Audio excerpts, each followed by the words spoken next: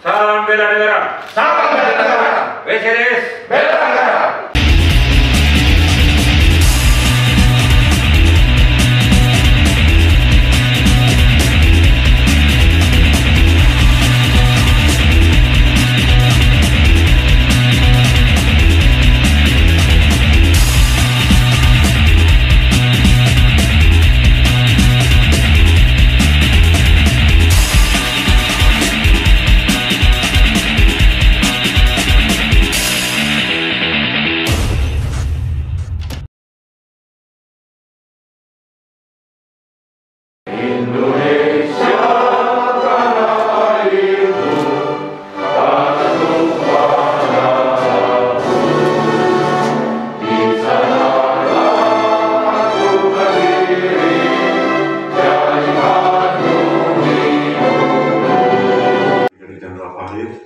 Bapak Kolonel Dewa Agung serta rekan-rekan dari IAMI. Pertama tentunya saya ucapkan selamat datang di kampus Universitas Kristen Indonesia, kampus Kasih, kampus Bhinneka Tunggal Ika. Kita salah satu universitas swasta tertua, ya, tercatat di sejarah Indonesia kita nomor 3 tertua. Setelah Universitas Islam Indonesia, Universitas Nasional, kemudian Universitas Kristen Indonesia. Kami lahir tahun 1953, jadi bukan lagi anak kemarin sore, usianya sudah cukup. Harusnya cucunya juga udah kuliah juga, lahir tahun 53. Dan tentunya kami menyambut baik, tapi sudah ada bicara-bicara sedikit, hanya memang sebelumnya di awal ini saya sampaikan juga, saya ini didampingi oleh Bapak Wilson Raja Bubu, Wakil Rektor Akademik, bidangnya doktor di bidang ekonomi. Kemudian sebelahnya Ibu Angel Damayanti, doktor di bidang ilmu politik, khususnya mengenai hubungan internasional. Beliau ini ahli di bidang terorisme dan radikalisme. Ya, jadi kemudian juga tadinya kita memang sudah mendesain waktunya, tapi karena agak bergeser sedikit, mohon maaf saya dan Pak Wilson juga nanti mungkin sebelum selesai terpaksa harus meninggalkan tempat, tapi ada Ibu Angel yang akan melanjutkan karena kita harus Zoom meeting dengan Kemendikbud, ya, itu mohon maaf. Dan tentunya kami menyambut baik. Tadinya kita juga didampingi oleh Wakil Rektor bidang kerjasama, tapi karena masih ada urusan di Kementerian Kesehatan, jadi beliau tidak ikut. Tapi intinya kami menyambut baik, Pak, rencana kerjasama. Kemudian juga tadi sempat kita bincang-bincang secara informal, dan kami membuka diri, Pak, karena kami yakin, apalagi kalau alasannya adalah perundang-undangan, kemudian kita bekerjasama dengan pemerintah, tentunya sesuatunya kita berpikir positif semua. Dan yang pasti kita ini memang terikat dengan aturan-aturan dari Kemendikbud, dan antara lainnya nih Mas Menteri sekarang ini mendengungkan selalu bahwa perguruan tinggi harus menjalankan Merdeka Belajar, kampus Merdeka. Nah, makanya saya minta Pak Wakil Rektor Akademik juga harus hadir supaya dikombinasikan sedemikian rupa sehingga tidak ada komplain dari mahasiswa atau orang tua mahasiswa karena kita mengharapkan kegiatan-kegiatan ternyata yang memperlama mereka punya kuliah. Dan itu salah satu contohnya, ya, karena zaman memang sudah berubah, Pak. Kalau dari zaman saya mungkin zaman bapak-bapak sekalian ceritanya agak berbeda jauh.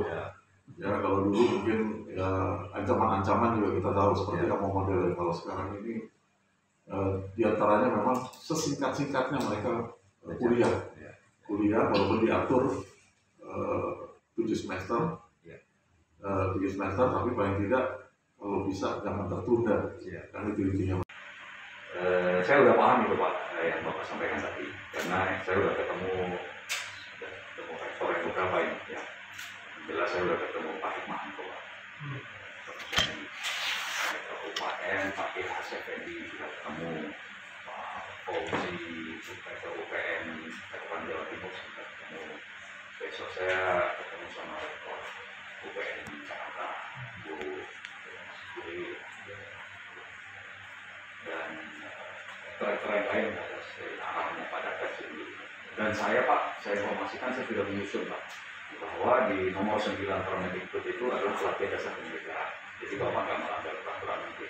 Karena saya sebelum waktu jabat Pak, saya baru 6 bulan, saya sama Dirjen sudah langsung menghadap Pak Nijam, Dirjen BPD.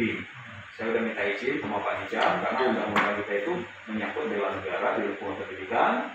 Sama Direktur Bela Negara saya menghadap juga sama Pak Dirjen saya Pak Dirjen Dadang.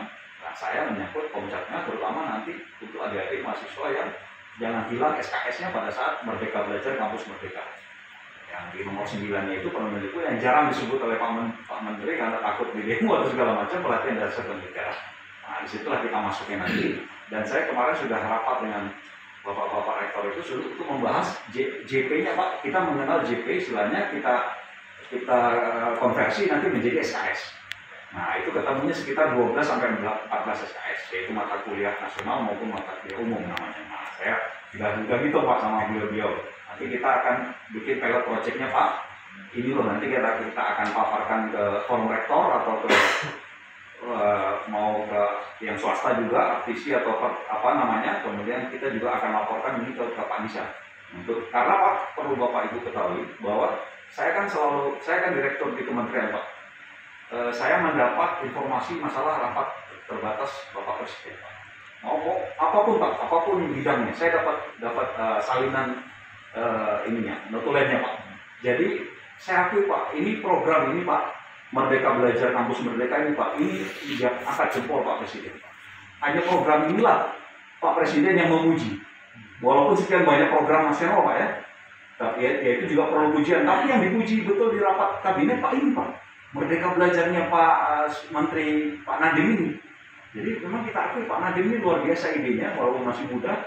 Nah kita mendukung Pak, Bapak mendukung, saya mendukung, dan kita udah koordinasi nih dengan para rektor Pak sebagian besar. Dan malah rektor yang lain semangat Pak, terus kan kayak Pak Mahanto, walaupun saya juga baru ketemu dan saya bangga. Saya jadi narasumber sama-sama beliau udah pakar, saya belum ada apa-apa, tapi karena komcat ini saya yang ngurus, jadi saya pakarnya di komcat gitu Pak ya. Jadi sama Pak Mahanto udah muji, kita siap ini, apalagi Unjan kan punya Angkatan Darat Pak ya, sama Darat siap mahasiswanya menjadi. Nah, tapi memang faktor ini banyak sekali keuntungannya Pak. Adik-adik mahasiswa itu kan bukan hanya ini yang dibutuhkan oleh perusahaan, attitude-nya. Nah, attitude-nya itu dibentuk di komcat ini. Itu yang diinginkan oleh rektor. Nah, attitude itu sampai itu sumber daya dia kalau sudah punya komcat itu pasti diterima di perusahaan itu akan lebih cepat ya, karena kemampuan dia secara fisik, latihan militer sudah dapat, psikologi dia sudah dapat, kesehatan dia sudah dapat. Jadi nilai plusnya itu sangat luar biasa bagi mereka ini. Adik-adik mahasiswa, dan ini Pak gratis kan, APBN Pak. Jadi mereka nggak butuh keluar duit apa-apa lagi. Di samping dia dapat, dan itu Merdeka Belajar Kampus Merdekanya yang hanya setengah semester Pak. Karena setelah itu saya itu hanya lulus SKS, berarti kan nggak nyampe 22 sampai 24 SKS Pak. Jadi saya udah rapat ini Pak, jadi udah mudah-mudahan dalam waktu dekat sudah ada pilot projectnya. Kita kan Kemhan punya UPN Pak, UPN itu punya Kemhan sama Dikbud. Orang tuanya ada dua, Kemhan sama Kemendikbud sama Kemhan. Jadi mereka mau dijadikan pilot project, ya mereka ya harus, karena mereka merasa dirinya kan Kemenhan dulu, gitu. Jadi harus ada perhitungannya. Jadi sehingga jelas ada di mahasiswa itu dia ini tadi yang Bapak bilang tadi, waktunya udah nggak terambil, SKS-nya pun dapat, ininya pun dapat, jadi ilmunya pun dapat, kan, ilmunya semua dapat, jadi insya Allah alhamdulillah. Dan mahasiswa ini Pak, mohon maaf, mahasiswa ini disebutkan betul dalam undang-undang ini Pak. Itu kehebatannya undang-undang ini Pak. Mereka menyebutkan dua yang di situ yang menjadi fokusnya, ASN, buruh pekerja, dan mahasiswa. Kalau ASN itu dia tidak boleh kehilangan hak kepekerjaannya dan segala macamnya, mahasiswa tidak boleh kehilangan hak kemahasiswaannya maupun ininya. Dia selama mengikuti Lasarmil ini Pak, atau nanti kalau ada latihan penyegaran dia setelah jadi komcat, dan dia dapat uang saku Pak, uang saku dapat, perlengkapan dapat uang. Jadi sudah nggak bayar, gratis dapat uang lagi Pak. Uangnya itu kita upayakan jutaan Pak per bulan. Itu jadi kok ya bicara itu tadi bicara militansi ya, tapi bicara ini juga ada gitu. Jadi luar biasa, keuntungannya sangat besar. Jadi juga Bapak pun akan jadi contoh nanti di kampus Bapak. Dan kita menangkal paham radikal yang sudah masuk juga di kampus-kampus Bapak. Sini juga ada gitu Pak. Karena kita nanti melibatkan juga yang kampus-kampus di bawah Kemendikbud, Kemenak, maupun yang aktivis yang swasta, termasuk yang kedinasan milik Kementerian Lembaga Perdagangan. Tugas saya lah mengawal mahasiswa itu tidak boleh lewat dari 8 semester, Pak. Kalau lewat dari situ bukan hanya mahasiswa yang ditegur, UKI langsung turun portofolionya. Kami dicap pemerintah tidak sanggup mengajar dengan baik, gitu Pak. Jadi itu enaknya ber-Indonesia, kita harus mendiskusikan. Kalau bahasa ekonomi itu namanya keseimbangan, equilibrium. Ada kebutuhan, kenyataan, kita harus cari jalan keluar. Jadi apapun instruksi dari Pak Rektor ke saya, ke kami siap melaksanakan. Segala hambatan di tengah jalan kita diskusikan bersama-sama. Kita diskusikan, dan ya kalau memang sudah perintah, kita berharap perintah dari Pak Mendikbud kita laksanakan seterusnya. Gitu ya.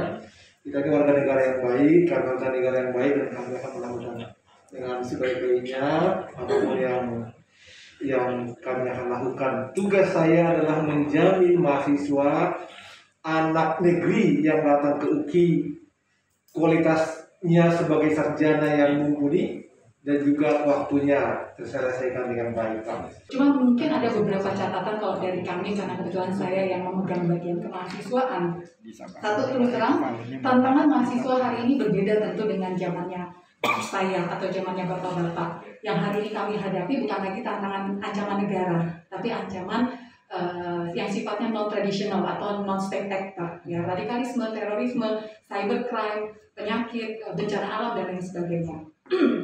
Terus artinya mahasiswa ini perlu ditanamkan dulu dari awal tentang apa sih maknanya membela negara atau nasionalisme atau membangun ideologi yang cinta tanah air itu seperti apa. Itu yang harus ditanamkan terlebih dahulu. Ditambah lagi generasi atau Gen Z hari ini tuh beda pendekatannya.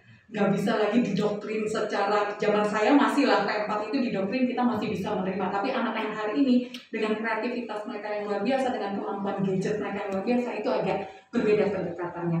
Kemudian mungkin catatan lain juga adalah mengimbangi, karena tuntutannya berbeda. Mereka harus mengimbangi kemampuan akademik dengan kemajuan zaman, ditambah tadi tanpa meninggalkan nilai nasionalisme mereka, plus tuntutan dari tadi yang disampaikan Pak Warek ya, tuntutan dari Dikti atau Kemendikbud. Dan sebenarnya yang perlu juga kami ingatkan bahwa kegiatan ini kan harusnya bersifat sukarela. Artinya mahasiswa ini harus diberitahu dulu satu, kemudian mereka diberikan informasi bahwa ini sukarela. Tapi kalau kalian dapat ini positifnya, banyak hal yang bisa kita dapatkan. Tapi juga mungkin catatan penting, karena orang tua tentu agak khawatir dengan pemberlakuan hukum militer itu Pak selama dinas aktif. Itu yang mungkin juga kita harus informasikan agak hati-hati ke anak-anak kita, dan tentunya orang tua tadi seperti yang disampaikan Pak Rektor. Di dalam hal ini ya memang saran dari kami selaku alumni Resimen Mahasiswa ini memang baru, masih pertama, dan kami harapkan selaku alumni Resimen Mahasiswa kita UKI adalah ikut sebagai pelopor. Sebelum ada undang-undang yang tertera nanti kita sudah siap untuk maju, bukan ngegas 1000 km per jam. Jadinya nanti ya sesuai dengan Undang-Undang Nomor 23 Tahun 2019 ini kita UKI sudah siap maju. Seperti apa yang dikatakan tadi oleh Dirjen Wahid, Pak Jenderal, ingin rencananya begini. Memang saya juga sudah dapat kabar bahwa ada peraturan-peraturan nantinya muncul untuk sampai terjadinya terrealisasinya konsep ini tadi. Tapi kita UKI sudah siap maju, menggas full. Terima kasih. Itu begitu juga untuk Pak Rektor. Terima kasih semuanya. Lokasi yang banyak dalam ini sudah ada kurang lebih 150.000 daerah. Nah tahun ini puncaknya untuk matra darat. Tahun depan itu matra laut dan udara. Saya makanya mengharapkan Pak Rektor nanti bisa mahasiswa di UKI bisa ikut bergabung dalam komplek ini. Semuanya difasilitasi negara. Dari yang masuk dari luar, karena pendaftaran sukarela.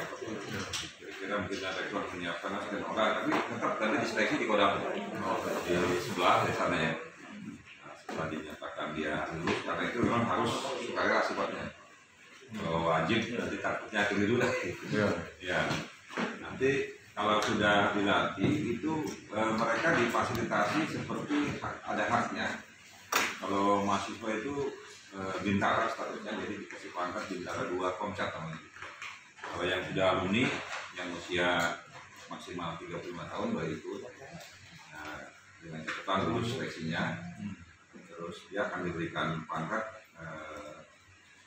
Letnan 2 Komcat.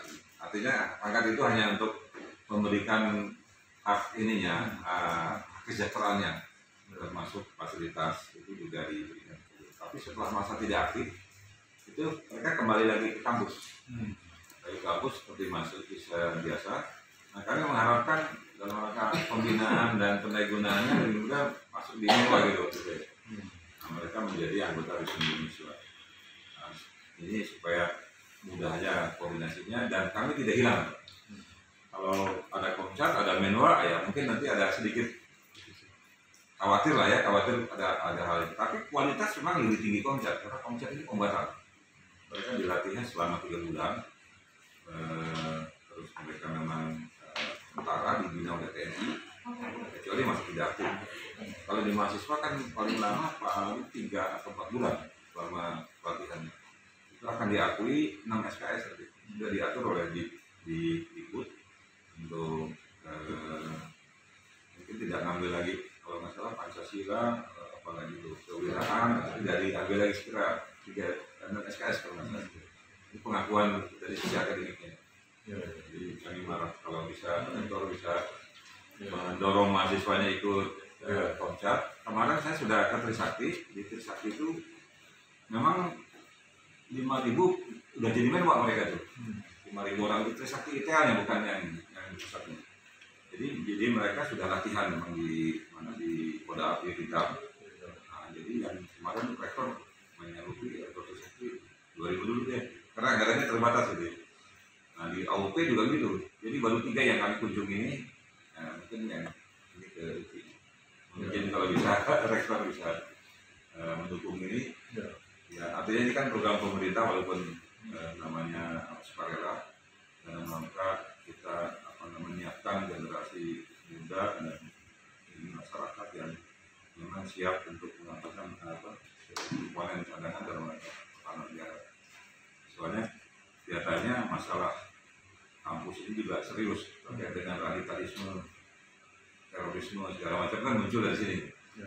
Bukan di UI sih, kampus lain terutama ada 10 kampus itu yang memang dinyatakan demikian seperti UI, IPB itu sudah tidak asing lagi tuh banyak masuk ajaran-ajaran yang besar. Jadi itu mungkin jadi itu mengantisipasi bahaya laten radikalisme dan sebagainya. Harapan kami Pak. Pada hari ini kami mengadakan pertemuan sekaligus sosialisasi dengan Rektor Universitas Kristen Indonesia dengan Direktur Sumdanhan dari Dijen Pothan Kemhan dalam rangka mensosialisasi Undang-Undang Nomor 23 Tahun 2019. Undang-undang ini sudah ditetapkan dan diberlakukan berdasarkan PP Nomor 3 Tahun 2021.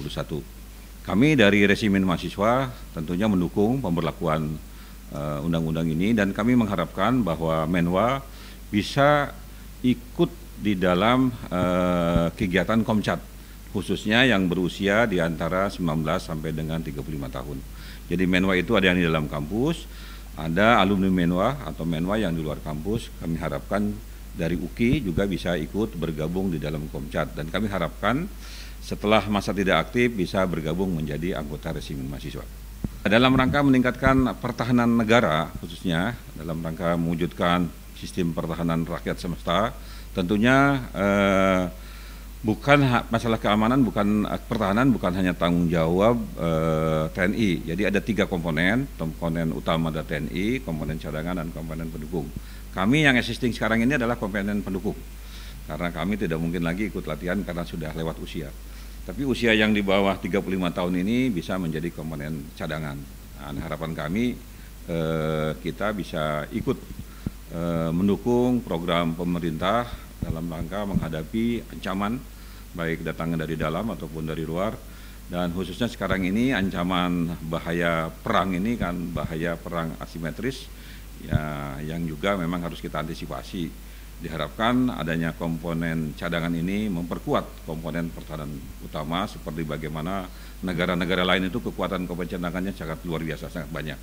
Contohnya di Korea Selatan itu banyak komponen, di Cina ya, di mana lagi, di Jerman juga demikian, yang saya pernah kunjungi beberapa negara, dia kekuatan komponen cadangannya luar biasa. Kita ini tidak ada. Nah, ini saatnya lah kita harus terpanggil menyiapkan diri untuk menjadi komponen cadangan, bukan hanya juga kekuatan dalam pertahanan, juga dalam rangka memberikan kesetiaan kepada Pancasila dan Undang-Undang Dasar 1945. Sejak dia menjadi komponen cadangan, itu tanggung jawab pembinaannya di bawah TNI. Jadi TNI nanti yang melaksanakan pembinaan, tentunya PNB dilimpahkan kepada masing-masing koter atau kodam dalam rangka pembinaan dan pendayagunaan komponen cadangan. Itu masa aktif. Dia diberikan hak-hak yang sesuai dengan yang diatur oleh negara, baik hak kesejahteraan dan sebagainya, bahkan diberi pangkat. Kalau yang tingkat SMA itu mungkin diberikan pangkat bintara, kalau yang perwira komcat namanya. Nah, itu yang dibina oleh TNI. Nah, kami mengharapkan setelah selesai itu masuk bergabung di organisasi Resimen Mahasiswa. Komcat umurnya 19 tahun sampai dengan 35 tahun, memang harus memenuhi persyaratan yang harus dipenuhi. Jadi sifatnya komcat adalah sukarela. Jadi yang perlu dipahami, komcat itu bukan wajib tapi sukarela, tentunya yang memenuhi syarat masuk, misalnya kesemaptaan ya, syarat kesetiaan pada ideologi Pancasila dan juga masalah kesehatan. Nah, kepangkatan tertinggi tentunya di komcat itu ya sesuai dengan ijazahnya, itu sarjana itu Letnan 2 ya. Tapi pembinanya mungkin di tingkat pusat setingkat jenderal, mungkin mayor jenderal atau brigadir jenderal, tapi di daerah-daerah mungkin oleh kolonel TNI aktif. Itu yang saya lihat dalam perencanaan penyiapan komponen cadangan. Diberikan senjata, dia pada saat masa aktif diberikan senjata. Semuanya lengkap, seperti pasukan tempur biasa, lengkap dengan koperlap ya, dari mulai pakaian, bahkan PDH, PDL semuanya lengkap. Tapi setelah masa tidak aktif dia diserahkan kepada negara, disimpan. Nanti ketika ada pembinaan penambahan kualifikasi kemampuan, baru dia dipanggil lagi, akan dilatih lagi, diserahkan lagi senjata dan perlengkapannya. Nah, Komcat ini sesuai dengan fungsi TNI, jadi ada matra darat, laut, dan udara. Untuk tahun ini fokus kepada matra darat, tahun 2022 nanti pada matra laut dan udara. Anggarannya melalui APBN karena ini adalah undang-undang. Jadi untuk tahun ini dialokasikan 25.000 untuk seluruh Indonesia masuk untuk menjadi Komcat. Kami sangat mendukung karena kami juga sedang mendata agar alumni Menwa ya yang sudah mengikuti latihan dasar kemiliteran itu ikut bergabung di dalam komponen pendukung. Karena sesuai dengan PP nomor 3 tahun 2021 ayat pasal 31 ayat B itu berbunyi di situ yang terdiri dari anggota Resimen Mahasiswa yang dimaksud dengan warga terlatih. Nah, di anggota Menwa ini mungkin termasuk kami ini yang sudah ikut latihan akan dimasukkan di dalam komponen pendukung. Harapan kami mahasiswa UKI bisa bergabung jadi Komcat. Pertama untuk menangkal masalah ekstremisme, radikalisme, dan terorisme. Jadi ini sekarang ini semakin marak di negara kita. Jadi salah satu antisipasi di kampus menurut pengalaman kami adalah adanya Menwa. Jadi Menwa harus kembali dihidupkan, dibangkitkan lagi supaya memiliki bekal yang plus dalam rangka meningkatkan kecintaan terhadap tanah air dan Bhinneka Tunggal Ika, Undang-Undang 45 dan Pancasila. Ini selaku Komsat, Universitas Kristen Indonesia menyambut baik apabila UKI kembali bisa mengikuti peraturan undang-undang yang sudah dilaksanakan, khususnya Undang-Undang Nomor 23 2019. Jadi harapan kami nanti dari UKI, adik-adik mahasiswa kami banyak yang bisa ikut serta, dan kami mengharapkan juga UKI sebagai pelopor, Komcat untuk perti-perti yang lain juga. Karena seperti apa yang dikatakan terdahulu oleh komandan atau DPP, ini banyak nanti kegunaannya. Karena dengan adanya suatu Komcat yang ada di UKI ini nanti, ini membantu pemerintah. Seperti dalam pertahanan dan begitu juga mendisiplinkan mahasiswa-mahasiswa. Apalagi sekarang ya dengan adanya satu permasalahan di universitas, di perti-perti, itu sudah banyak termasuk dimasuki oleh satu-satu ya garis-garis yang tidak sepaham dengan idealisme kita, Bhinneka Tunggal Ika. Jadinya Pancasila. Jadinya ini harapan kami dengan adanya Komcat ini nanti dapat mengarahkan adik-adik mahasiswa kami, adik-adik kelas kami di sini bisa sesuai dengan arahan-arahan yang dilakukan Komcat dan tetap bertahan dalam kerangka Bhinneka Tunggal Ika, tidak dimasuki oleh paham-paham yang lain. Jadi itu harapan kami ya, supaya dalam kegiatan-kegiatan Komcat ini, supaya kepada rektor juga, rektor UKI agar kiranya bisa mendukung apa yang sudah diaturkan oleh pemerintah. Dan terus terang perti-perti semuanya itu tujuannya adalah mendukung program pemerintah. Jadi kami selaku alumni dan resimen mahasiswa yang ada di sini yang mengharapkan sekali kerjasama UKI untuk mencapai apa yang diinginkan oleh Undang-Undang Nomor 23 Tahun 2019 ini. Saya rasa itu aja. Ini kembali lagi harapan kami.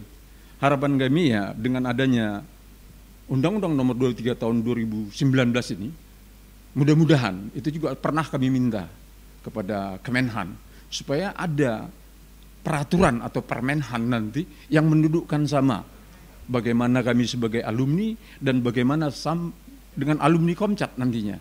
Karena kita tahu bahwa mahasiswa itu sampai umur 27 tahun. 27 tahun dia sudah selesai. Selesai berarti kita tidak tahu sampai 48 tahun dia nanti ini di mana diaturnya nanti. Dan bagaimana nanti alumni Komcat ini nanti. Alumni Komcat ini masih diatur enggak setelah 48 tahun. Nah, ini yang kita minta kepada Permenhan, ini diatur supaya antara kita, kalaupun kita juga selaku alumni, resimen mahasiswa, ada pengaturannya yang hampir sama. Supaya tidak ada terjadi ya gesekan. Nah, begitu juga kita harapkan juga nanti, kalaupun ada menua-menua di perti dan diterimanya Komcat itu maunya ada pengaturan dari Permenhan. Supaya mereka tidak ada pergesekan di dalam perti-perti yang lain, termasuk Universitas Kristen Indonesia. Komcat aktif dan non-aktif ya, artinya gini, mereka pada saat ini sifatnya on-off. Artinya pada saat dia dilatih, dia masuk sudah kombatan, artinya dia dilatih. Pada saat dia keluar, dia kembali kepada fungsi masing-masing, fungsi mahasiswa, masyarakat, dan sebagai pekerja. Nah pada saat dia akan dilatih, dia kembali lagi menjadi kombatan, artinya tadi yang disenjatai dia baru dikasih senjata, tapi pada saat dia off. Jadi sifatnya on-off, jadi dia sifatnya standby. Pada saat dipanggil, dia dalam rangka mobilisasi misalnya. Tapi dalam rangka penyegaran dia dilatih lagi kembali dipanggil. Nah itu yang dimaksud masa aktif. Tapi pada saat dia tidak masa aktif, kita menjadi kembalikan. Kita harapkan mereka jadi menwa. Kenapa kita menwa? Karena kesejajaran menwa nanti kan kita dapatkan. Kalau menwa kan ada pelatihan militer kemenwaan, ada Iksar, ada Suskalak, ada Suskapin. Tapi kan kalau Komcat itu kan 3 bulan. 3 bulan. Kalau kita kan 1 bulan. Kalau Suskapin 3 bulan. Nanti setara. Nah itu nanti peningkatan Komduk menjadi Komcat. Kita sebagai Komduk bisa ditingkatkan sebagai Komcat. Tapi gitu. Jadi pengertian on off-nya itu harus kita lihat. Bahwa mereka pada saat dia dipanggil mobilisasi berarti dia kombatan. Tapi pada saat dia off, dia kembali lagi pada fungsi dan peran dan fungsinya sebagai mahasiswa, sebagai karyawan dan gitu. Dan kedepannya Menwa berperan dalam 3 fungsi tadi. Ya, peran fungsinya sebagai profesi sebagai mahasiswa, profesinya sebagai karyawan, dan profesinya sebagai masyarakat. Jadi tidak ada alumni Menwa. Kedepannya itu ya alumni nanti akan dibagi dengan 4 komponen. Komponen madya utama, komponen muda, madya utama, dan pembina. Kali kita ini sudah masuk kelompok pembina.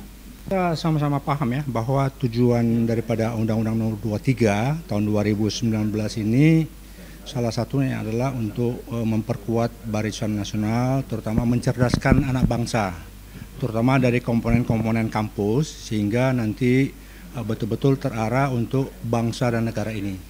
Jadi perlu dilakukan pelatihan-pelatihan teknis, sehingga di dalam pelaksanaan nanti betul-betul ini diatur dalam regulasi yang baik gitu loh. Terutama kan ini perlu ada penyempurnaannya ke depan.